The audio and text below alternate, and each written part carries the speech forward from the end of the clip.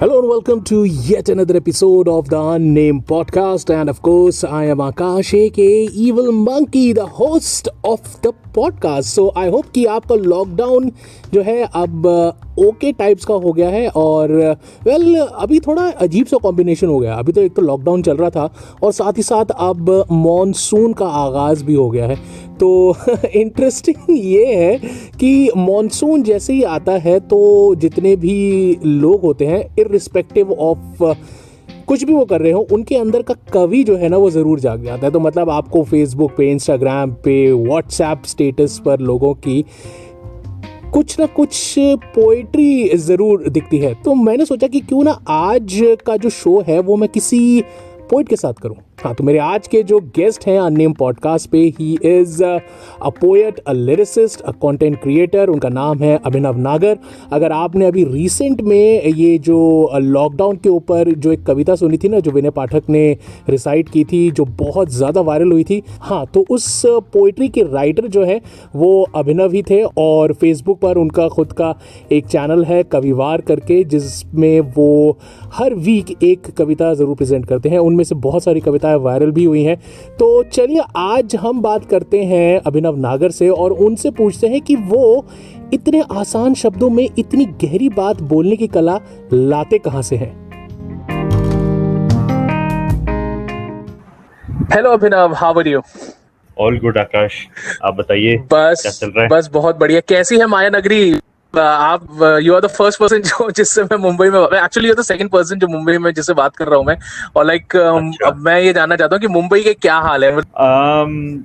देखिए, लोग अपना काम तो जो है वर्क फ्रॉम होम मोड में कर ही रहे हैं, जहाँ तक काम की बात है। हाँ। But yeah the city has been badly hit.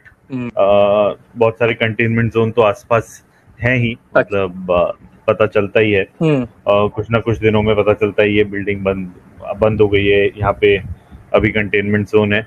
अच्छा। So all of that is there. तो यही है, जैसा सबका हाल है। हाँ, जवाब किसी के पास है नहीं, बस सवाल है। सवाल ही सवाल है, जवाब किसी के पास नहीं है। लेकिन आपके पास तो हर चीज का सवाल है यार। मतलब आपकी हर एक, मतलब ऐसी कोई सिचुएशन होती है तो हमेशा कोई ना कोई एक ऐसी पोयम होती है जो कहीं ना कहीं जरूर वायरल हो जाती है। मतलब अगर मैं बात करूं तो 2017 से, मतलब आपकी जो पहली पोएम थी, मतलब जो वायरल हुई थी, मेरे बचपन की बारिश। So correct. वो पोएम जो है पहले आपने लिखी, फिर वो व्हाट्सएप पे गई, फिर अराउंड द वर्ल्ड लोगों ने उसको सुना। तो वो कैसा एक्सपीरियंस था कि यार, मतलब मैंने तो अपने एक जैसा होता है ना कि कवि का तो यही होता है कि जो पोइट होता है वो तो सिर्फ अपनी फीलिंग्स, अपनी इमोशंस, अपनी भावनाओं को सोच के एक कविता लिख देता है, लेकिन वो कितनी दूर तक चली जाती है उसको भी नहीं पता होता। तो वो कैसी फीलिंग थी फर्स्ट टाइम जब आपको लोगों के मैसेजेस आ रहे हैं कि यार तुम्हारी पोएम यहाँ पे भी सुन रहे हैं, वहां पे भी सुन रहे हैं, हर जगह? हाँ, बहुत इंटरेस्टिंग एक्सपीरियंस तो था ही, क्योंकि अभी तक यही सुना था कि यार कुछ चीजें वायरल होती हैं, सुना था इसके बारे में। तो अपना कंटेंट वायरल हो जाए तो बड़ी खुशी होती है, और ये भी समझ में आता है कि भाई अगर कंटेंट अच्छा है तो then probably if content has that kind of connect, then probably it does not need any other tool. क्योंकि जैसा आपने बताया कि मैंने बल्कि शुरू ही किया था वो पेज, तब कुछ 4-5 महीने हुए थे। ओके। और मैं फेसबुक पे भी अपना लोगो भी नहीं डालता था, क्योंकि मुझे इतना समझ नहीं थी कि क्या कैसे करना है। Those were still the initial days of making a page. तो उसके बाद जब पता चला कि अरे वायरल हो गया है, तो ये रियलाइज तो हो गया कि हाँ भाई, कंटेंट अगर अच्छा होगा तो ये जो व्हाट्सएप पे डाल के व्हाट्सएप से चीजों का वायरल होना, ये अपने आप हो जाएगा। The content needs to kind of resonate with a lot of people. अगर वो होता है तो इट श्योरली वर्क्स, ये समझ में आया मुझे। बिल्कुल। और उसके बाद आपकी एक नहीं, अभी तो बहुत सारी मतलब पोस्ट वायरल हो गई। हिंदी तू टेंशन ना ले, उसके बाद सोनाक्षी सिन्हा के साथ आपने जो पोएम करी थी ओ स्त्री चल दबंग, और उसके बाद अभी जो रिसेंट कोरोना वाली जो आपकी पोएम है वो भी बहुत वायरल हो रही है। सो ये इंस्पिरेशन यार, मतलब ये होता है ना कि मतलब एक हो जाता है, फिर उसके बाद एक के बाद एक होना बड़ा ही, मतलब वो कहते हैं ना, एक तो होता है वन हिट वंडर, लेकिन आप तो मतलब गोल्डन प्लैटिनम जो सारी करे जा रहे हो। सो मतलब ये इंस्पिरेशन कैसे आता है? मतलब how do you get inspired for it? और सी आकाश, आई थिंक मतलब ये तो मतलब हो रहा है, अच्छी बात है। बट द फैक्ट इज कि मैंने मतलब इफ यू आस्क, मुझे भी रेसिपी नहीं पता, except the fact that I keep the language very simple and the thought very engaging. मतलब मुझे लगता है कि थॉट ऐसा होना चाहिए जो मुझे लग रहा है, और मतलब दिल से लगना चाहिए कहीं ना कहीं। चाहे मैं अगर वो बारिश के नॉस्टैल्जिया की बात करता हूँ तो वो रेजोनेट होता है बहुत सारे लोगों के बचपन के साथ में। अगर मैं हिंदी की बात करता हूँ, और Hindi, why Hindi so dear to us as Indians, even though there are so many languages, क्योंकि हिंदी का कुछ वो है, मतलब अगर उसमें मैं लिखता हूँ कि हिंदी तू क्या बोलते हैं, गाड़ी के बंद शीशों में निकली दिल की भड़ास है, तो हम सब का सच है, सोफिस्टिकेशन का जब उतरता लिबास है, तो इसमें एक सच है। आई थिंक वो सच वो जो सच होता है दैट रियली वर्क्स। मुझे बहुत खुशी हुई थी जब सोनाक्षी सिन्हा के लिए हमने जब वो प्रमोशनल वीडियो लिखा था, ओ स्त्री तू दबंग हो जा, और मैंने जब ये देखा कि वो टिकटॉक पे बहुत सारी लड़कियों ने अलग अलग गांवों में, छोटे छोटे शहरों में लड़कियों ने उसके टिकटॉक वीडियोस बनाए हैं। तो कम से कहीं ना कहीं ये रेजोनेट होता है कि यार जो जो प्रॉब्लम्स आप शहर में बैठ के लिख रहे हो, शायद वो लड़की गांव में महसूस कर रही है। तो so if I have to answer that, I think probably one, I have been fortunate कि ऐसा हुआ है। दूसरी बात ये कि maybe I'm a keen observer of चीजें जो होती रहती हैं आसपास, and I try to present it in a manner that it strikes a chord with most people। मतलब I try to keep it simple so that ज्यादा reach हो, लोगों तक पहुंचे, उनकी भाषा में होगा तो वो है, क्योंकि I don't want to, I'm not here for any kind of creative showcase। if I've got words, I will probably use it somewhere, you know, when that kind of requirement is there, but when I write poems, I ensure that it is very massy and has a strong connect। कुछ emotional होना चाहिए ना। हाँ, बिल्कुल सही, बिल्कुल सही बात बोली आपने। बिकॉज लाइक जब भी हम किसी की कविता सुनते हैं या पढ़ते हैं तो वो मतलब एक तो उसके अंदर या तो उर्दू के इतने भारी वर्ड होते हैं या इतनी ज्यादा अच्छी हिंदी होती है कि आजकल के लोगों से वो कनेक्ट नहीं हो पाता। एब्सोल्युटली। और मुझे देखिए, जब मैंने, I'll just tell you why I made the page। I made the page because I was interested in writing songs। I thought that I want to give it a try, and then but I realized that ये वो era नहीं है जब आप अपना काम जो है किसी को कागज के ऊपर लिख के दिखाओगे कि देखो जी सर मैंने ये लिखा है। आज की डेट में you need to have a digital identity where there is a creative showcase, and hence I created my page कविवार। तो यही वो थॉट था कि भाई जो बात, इसलिए मेरी पहली जो पोएम मैंने डाली थी वो भी थी मुझे मिडिल क्लास सिंड्रोम है, because I want to what I feel and the language that I want to keep, that is very important. Because मैं I am not here to, मतलब मुझे अगर बहुत अच्छी हिंदी में कुछ लिखना हो तो मैं तब करूंगा when I have a project that asks for that. While I am writing poetry, मैं चाहता हूँ कि यार अगर थॉट कनेक्ट करने वाला है तो उसकी भाषा भी वैसी होनी चाहिए। बिल्कुल बिल्कुल बिल्कुल सही बात बोली आपने। भाषा बिल्कुल कनेक्ट वाली होनी चाहिए। और मतलब आपका सफर, अगर मैं बात करूं अभिनव, आपका सफर बहुत लंबा है, खासकर रेडियो में तो मतलब आप सालों से काम कर रहे हैं एज अ कॉपीराइटर। फिर आप और भी अच्छे, अब आप रेडियो 1 के साथ काम कर रहे हैं, प्लस आप बहुत सारे डिफरेंट प्रोजेक्ट के साथ काम कर रहे हैं, और सलमान खान के लिए आपने बिग बॉस में भी काम किया था। सो लाइक अभी तक की आपकी जितनी जर्नी रही उसमें से सबसे फेवरेट मोमेंट आपका कौन सा रहा कि हाँ यार मतलब मैंने ये सब तो किया है, बहुत अच्छा था, लेकिन ये मोमेंट मेरे अभी तक के करियर का सबसे बेस्ट मोमेंट रहा है?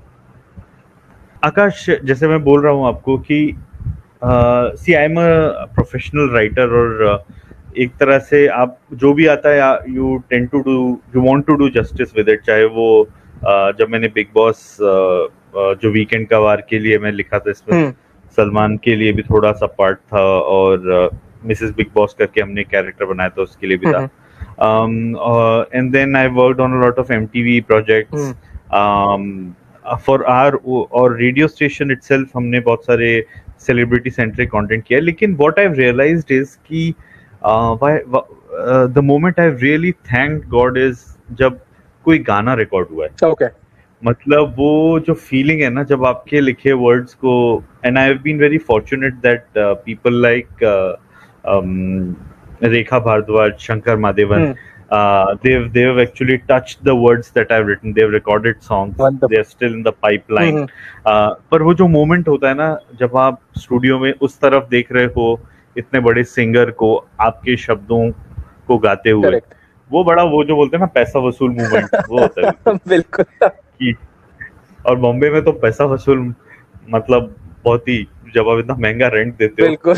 then you realize कि यार चलो यार आज थोड़ा सा बराबर हुआ है। बिल्कुल बिल्कुल। और जैसे आपने बोला कि आप प्रोफेशनल राइटर हो, तो राइटर्स के साथ सबसे बड़ा जो इशू होता है ना, वो होता है राइटर्स ब्लॉक का। आपके मतलब अगर मतलब आई एम डेड श्योर कि आपके पास भी कभी ना कभी ये होता होगा कि यार राइटर्स अब समझ नहीं आ रहा। So how do you overcome it, कि मतलब कैसे आप उससे बाहर निकलते हैं और फिर इतना सिंप्लिसिटी में इतनी बड़ी बात बोल जाते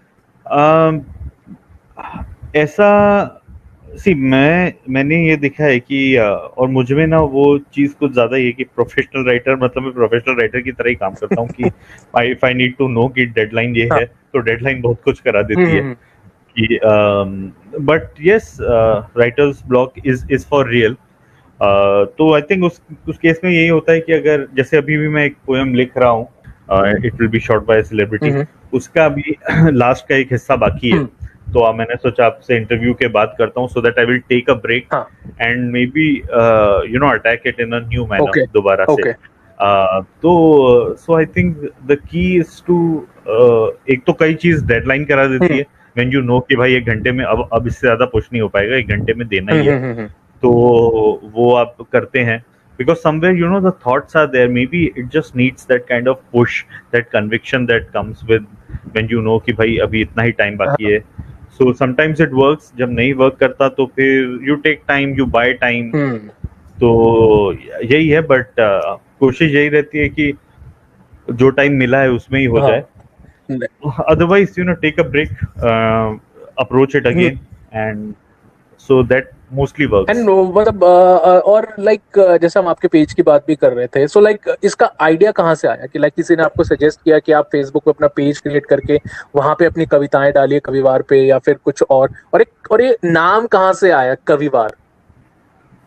हाँ, तो एक्चुअली ये 2017 की शुरुआत की बात है।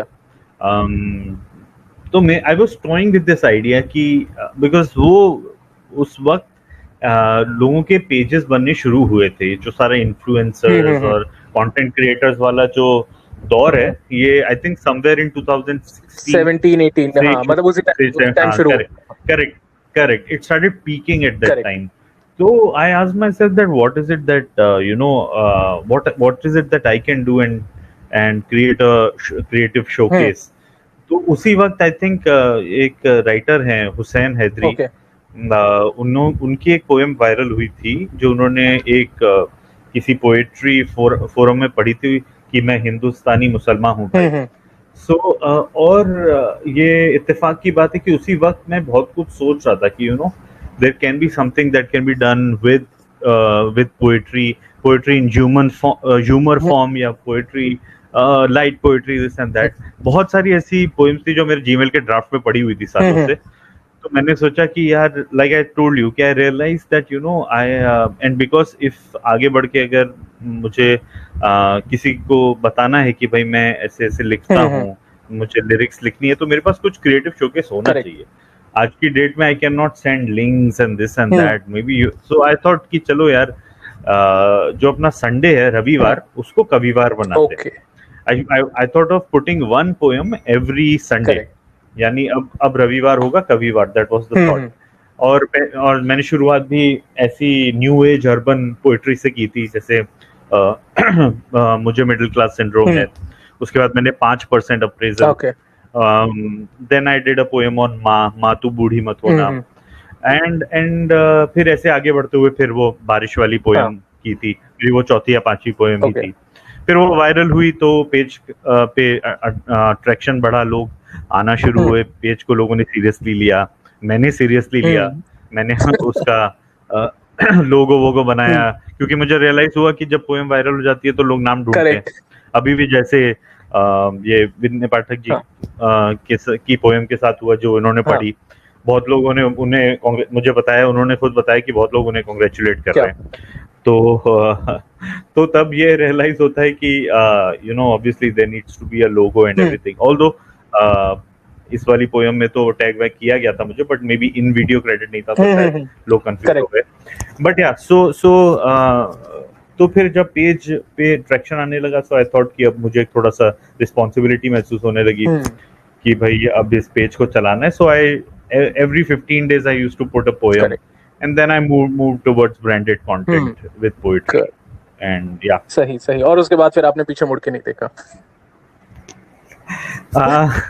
ये फिल्मों में लाइन अच्छी या फिर लगती है। कभी-कभी आप पीछे मुड़ के देखते हो और फिर बोलते हो कि यार हाँ, अब मैं थोड़ा दूर चल चुका हूँ और मतलब अब ये थोड़ा रियलाइज होता है कि हाँ, जो मैं करना चाहता था, जो मेरा पैशन था, वो अब मैं धीरे-धीरे उस तरफ बढ़ रहा हूँ। और हाँ, मतलब ये है कि बिकॉज अभी मेरा मतलब जो एक तो सबसे अच्छी चीज इस पेज की वजह से ये हुई है कि a lot of people started taking my writing very seriously.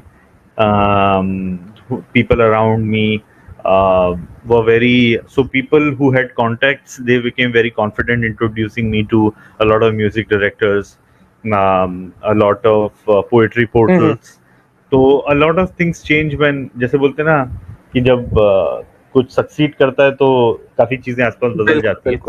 So this is what my page did for me, and so yeah, that way it really helped making a page, because it kind of creates your digital identity. जैसे आज की date में एक digital identity बहुत जरूरी है। बिल्कुल, very true. अच्छा, अब आप अपनी कोई भी पुरानी या नई पोएम में से कुछ भी 4 लाइनें सुना दो यार।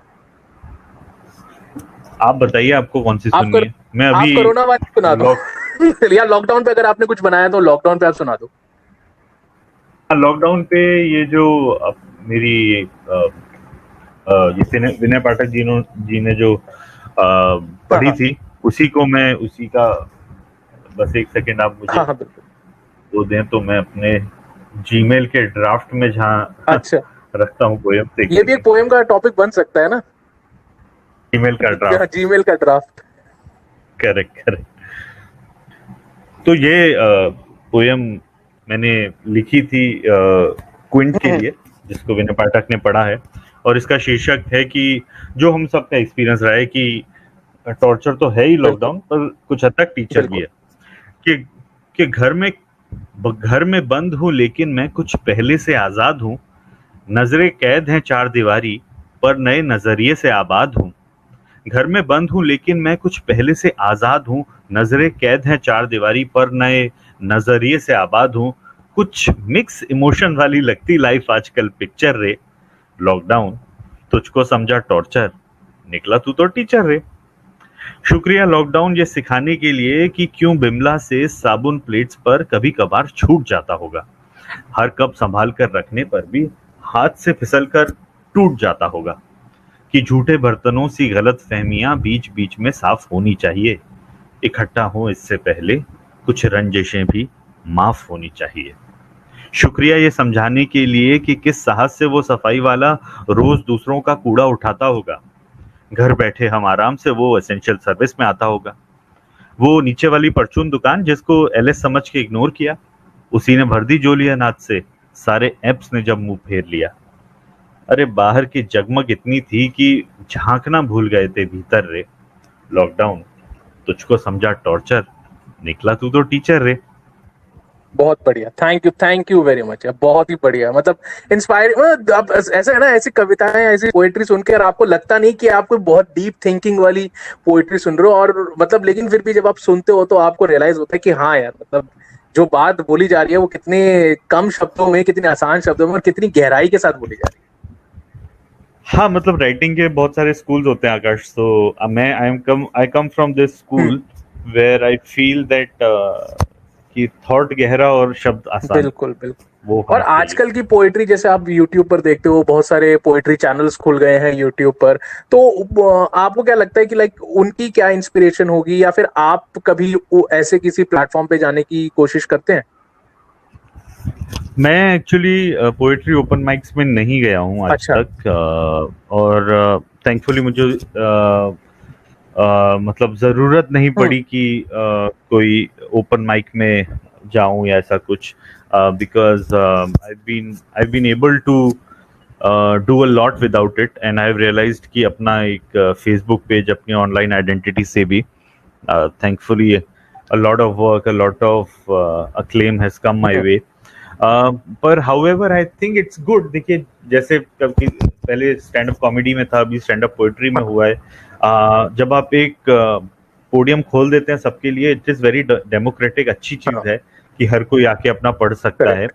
हालांकि जिम्मेदारी भी इस बात की फिर हम सबकी हो जाती है कि what we put out as content वो एक लेवल का होना चाहिए. मतलब it should not just be you know कि फिर नाम बदनाम नहीं होना चाहिए किसी पोडियम का. सो हाउएवर आई फील कई लोग जरूर ये बोलते हैं कि अरे देखो यार ये क्या पोएम लिखते हैं आजकल, पोएट्री के नाम पे ये हो रहा है वो हो रहा है. मैं उस चीज को नहीं मानता. मुझे लगता है अगर कोई भी चीज वायरल हो रही है, कोई चीज अच्छा कर रही है, it has some kind of मतलब it is resonating with people, तभी वो हो रहा है. So it is good if we open more and more such portals. But yeah I mean quality control, क्या हम बोलना चाहते हैं, क्या हम करना चाहते हैं, उसकी जिम्मेदारी फिर क्रिएटर के पास है. अगर मैं 10 पोएम लिखता हूँ तो मुझे पता होनी चाहिए कि मेरी 3 ऐसी हैं जो मैं जरूर सुना सकता हूँ, या 7 ऐसी हैं जो सुना सकता हूँ, या 3 नहीं सुनाऊंगा, ये अभी उस लेवल की नहीं है, या यू नो इसमें. So it's very, the self censorship is most important, but otherwise as a trend if you ask me, it is very good that you know we बहुत ही अच्छी बात है. जैसे स्टैंड अप कॉमेडी पनपी इंडिया में, उसी तरह stand up poetry पनपे, बहुत अच्छी बात है. there are so many nice there is such an incredible work everybody is doing, but I just if you ask me I would just say that you know it's very important to be you. मतलब ऐसा ना करें कि मैं बहुत लोगों को ऐसा, आई एम श्योर आपने भी देखा होगा कि स्पेशली लॉकडाउन में तो बहुत सारी पोएट्री आपको पढ़ने को मिली होगी. आपको लगा होगा कि यार बहुत सारे लोग कोशिश करते हैं to write like Gulzar, to be Gulzar. मतलब it is great if you can have your own kind of you know identity while writing. Don't be because then you will fail in being that person, और आपकी अपनी भी नहीं रहेगी writing style. सो क्योंकि मेरा last question यही था कि आप एडवाइस क्या दोगे. सारी एडवाइस तो आपने अभी दे दी. नहीं सही है सही. बहुत ही बढ़िया कहा आपने कि हाँ मतलब ओरिजिनल होना आजकल के टाइम में, और आई थिंक जितना आदमी ओरिजिनल रहता है, जितना ट्रू टू सेल्फ रहता है, उतना ही ज्यादा मतलब लोग उसको पसंद करते हैं आज के टाइम. हाँ, और इनफैक्ट अगर आप एक अच्छा पॉइंट है, अब आपने राइटर और पोएट को बुलाया है तो आपको थोड़ा बिल्कुल अरे बिल्कुल. नहीं तो मैं ही कह रहा हूँ कि एक चीज बहुत इंपॉर्टेंट है जो बहुत लोग मुझसे पूछते हैं. अभी हुआ ये है कि बहुत सारे लोग मुझे इनबॉक्स में अपनी पोएट्री भेजते हैं कि बताओ कैसा लिखा है ये वो. मतलब अमूमन आप ये समझिए हफ्ते 10 दिन में 1 या 2 तो आ ही जाती है, which is very good and some people write very well. But मैंने एक चीज ऑब्जर्व की और मैं हमेशा ये बोलता हूँ कि write as per your style. मतलब कई बार क्या होता है, कुछ लोग सिर्फ राइम पे ध्यान देते हैं, वो जा रहा था, वो आ रहा था, वो ये वो मतलब सिर्फ राइम पे ध्यान. I think thought is the most important. Correct. आपको जो आप कह रहे हैं ना, जैसे लॉकडाउन पे भी कई तरह के 4 थॉट हो सकते हैं, पर अगर मतलब I think that thought defines how what would separate your poetry. Correct. तो वो बहुत इम्पोर्टेंट है कि तो कोशिश कीजिए कि सिर्फ ये ना सोचें कि यार लोग इस तरह से लिख रहे हैं तो मैं भी इस तरह से लिखूं, या वो सारी लिखिए. लिखना बहुत अच्छी चीज है, लिखते रहिए, पर अपने हिसाब से लिखिए. करेक्ट बिल्कुल. योर थॉट योर स्टाइल, चाहे उसमें बंदिश हो, राइम हो ना हो, फर्क नहीं पड़ता. Right in your own manner, जिसको लिखने में आपको मजा है. ये आप टेम्पलेट फॉलो मत कीजिए. आजकल एक टेम्पलेट पढ़ने का भी हो गया है. आपने देखा होगा कि पीछे गिटार बजता रहता है, और एक पर्टिकुलर तरह से लोग, मैं जा रहा था, मैंने ये किया, फिर मैं थोड़ी सी घुटन हुई मेरे. सो ये टेम्पलेटाइजेशन जो है ना, that doesn't work for everyone. Correct. तो वो ओरिजिनलिटी को थोड़ा सा रोकता है मुझे ऐसा. वो सबका अपना अपना स्टाइल है, एक चीज करने का. कुछ लोगों को वो अच्छा लगता है, कुछ लोगों को नहीं लगता, और सबका अपना एक डिफरेंट स्टाइल होता है प्रेजेंटेशन का. सो हाँ, बट वही है कि आपको कंस्ट्रेंट नहीं करना चाहिए अपनी क्रिएटिविटी को कि नहीं अगर वो ये ट्रेंड में चल रहा है तो मैं भी यही ट्रेंड फॉलो करूंगा. करेक्ट करेक्ट, जैसा किसी भी डिजिटल वीडियो के साथ होने हाँ। लगता है वो अवॉइड करेंगे तो अच्छा रहेगा। और थैंक यू वेरी मच अभिनव, आपने इतने बिजी शेड्यूल में से यार थोड़ा सा टाइम निकाला मेरे लिए और मेरे लिसनर्स के लिए। थैंक यू फॉर ये समझने के लिए कि बिजी स्केड्यूल है। लॉकडाउन में this is a huge I know यार, मैं आपको पता है यार, लोग सिर्फ जानते हैं कि लॉकडाउन में ना कि काम के अलावा भी बहुत सारे काम होते हैं, उसमें इंसान ज्यादा बिजी रहता है आजकल। एब्सोल्युटली, अभी मुझे बर्तन मांजने 7 बजे। टाइमिंग के हिसाब से। करेक्ट करेक्ट, यहाँ से मुझे पहाड़ दिख रहा है बर्तनों का सिंक में। लोग बोल रहे हैं ना माउंटेन्स दिख रहे हैं घर से, वैसे ही लग रहा है। चलिए, thank you Abhinav once again for coming on. Thanks Akash, thanks, it was great connecting.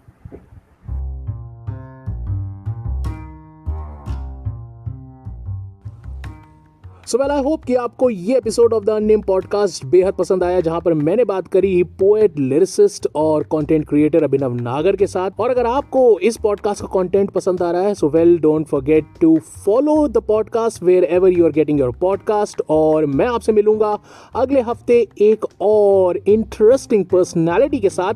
Till then हम मिलें। You stay cool, you stay tight and live life human size.